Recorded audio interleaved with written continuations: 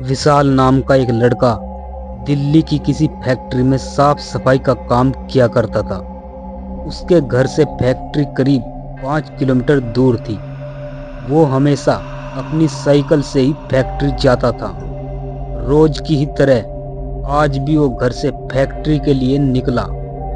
उसे रास्ते में पड़ने वाले एक चौराहे पर एक लड़की दिखी जो उसे गुस्से में घूर रही थी। लड़के ने उसे देखा और फिर मुंह फेरकर फैक्ट्री चला गया। अगले दिन भी सुबह वो लड़की उसी जगह पर खड़ी थी और विशाल को घूर रही थी। उसने पलटकर लड़की को नहीं देखा और सीधे अपने काम पर चला गया। रोजाना इसी तरह हफ्ते भर वो लड़की चौराहे पर खड़ी होकर विशाल को घूरती थी और विशाल उसे अनदेखा करके फैक्ट्री चला जाता था। करीब 7 दिन बाद जब विशाल फैक्ट्री जा रहा था तो उसे वो लड़की उस जगह पर खड़ी नहीं दिखाई दी। विशाल के मन में हुआ कि आखिर क्या हुआ होगा कि वो लड़की वहां नहीं है। विशाल ने सोचा उस लड़की से कुछ पूछने या बात करने में भी डर लगता था क्योंकि वो बुरी तरह से घूरती थी। इन्हीं ख्यालों के साथ वो फैक्ट्री पहुंचा और साफ सफाई करके शाम को घर लौट आया। वो लड़की एक हफ्ते तक उस चौराहे पर नहीं दिखी।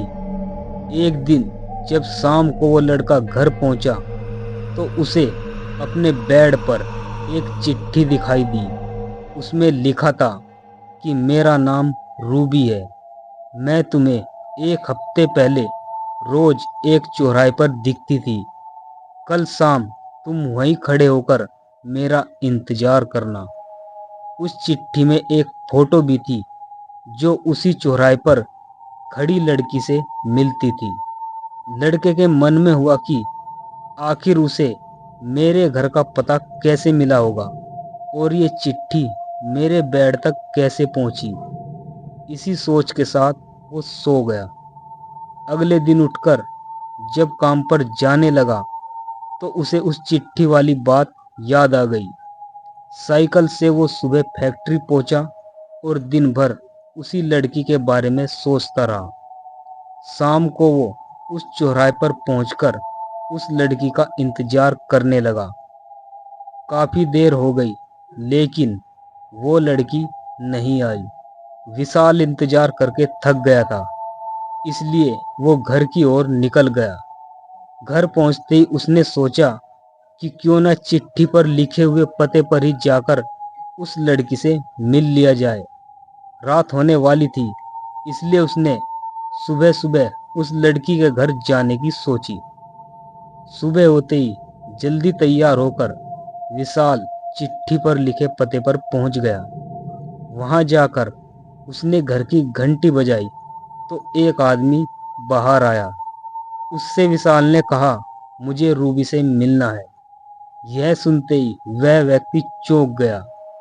जवाब में उसने पूछा, क्या रूबी से मिलना है? उसे मरे हुए तो 2 महीने हो गए हैं। तुम्हें अब उससे क्या काम याद आ गया? यह सुनते ही विशाल के होश उड़ गए। डर के मारे उसका शरीर कांपने लगा। किसी तरह खुद को संभाल कर विशाल घर पहुंचा और उस चिट्ठी को जला दिया। उसके मन में कई तरह के सवाल उठने लगे। उसने सोचा कि वो लड़की जो मुझे रोज दिखती थी वो भूत थी। मुझे एक भूत ने चिट्ठी भेजी थी। यह सोचकर वो घर में दुबक कर बैठ गया। उस दिन के बाद विशाल रास्ते में किसी को नहीं देखता था और न ही किसी अनजान इंसान के बारे में सोचता था।